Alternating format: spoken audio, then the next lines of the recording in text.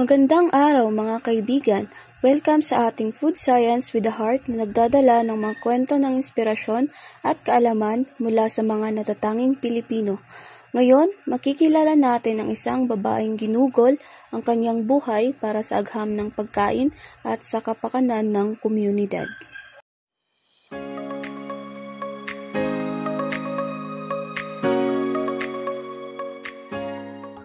Magandang araw sa ating lahat. Ako si Maria Ligaya Timbergenza, Dean ng School of Food Science and Technology sa Philippine Women's University. Sa loob ng maraming taon, ang aking misyon ay simple gamit ang mga agham teknolohiya sa pagkain upang mapabuti ang buhay ng Pilipino. Lumaki ako sa isang pamilya na naniniwala na ang edukasyon ang pinakamahalagang pamahalaan. Bata pa lamang ako, nakita ko na ang hirap ng ating mga magsasaka at maliit na negosyante. Nandiyan ang mga saging na ibibenta, mga prutas na nasasayang, at naisip ko, paano kung may paraan? Paano kaya kung may paraan upang gawin mas makipakinabang ang mga ito? Doon nagsimula ang aking interest sa food technology, kung paano natin magagamit ang siyensya upang mabawasan ang pag-aaksaya at makalikha ng bagong at masustansyang produkto.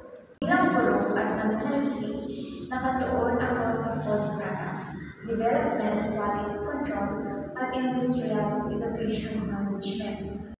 Nakipagtulungan ako sa iba't ibang institusyon at komunidad upang matulungan silang magdagdag halaga sa kanilang ani.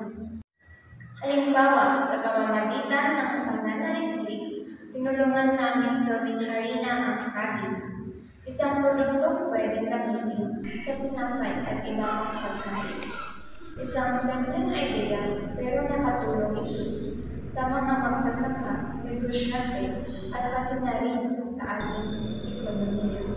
Bilang bahagi rin ng mga expert panels at assessment teams ng Commission on Higher Education, nagbigay ako ng gabay kung paano mapabuti ang kalidad ng edukasyon sa larangan ng teknolohiya.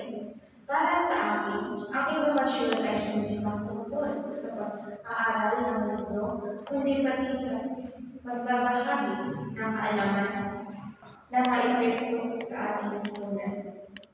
Ngunit higit pa sa mga titulo at proyekto, ang pinakamahalaga para sa akin ay ang pagbibigay livelihood at pagpapalakas ng komunidad. Naniwala ako sa bawat pagkain hindi nasasayang ay dagdag na kabuhayan, dagdag na pag-asa, at dagdag na ligaya para sa bawat Pilipino. Mga estudyante at kabataan, tandaan mo, hindi sapat ang matalino utak kung wala tayong lalasang. Ang agham ay magiging tunay na makabuluhan lamang kung ito nakakatulong sa kapwa. Isang makabuluhang mensahe mula kay Maria Ligaya Braganza, isang huwarang pinuno na nagpapakita na ang agham at puso ay dapat magkasama.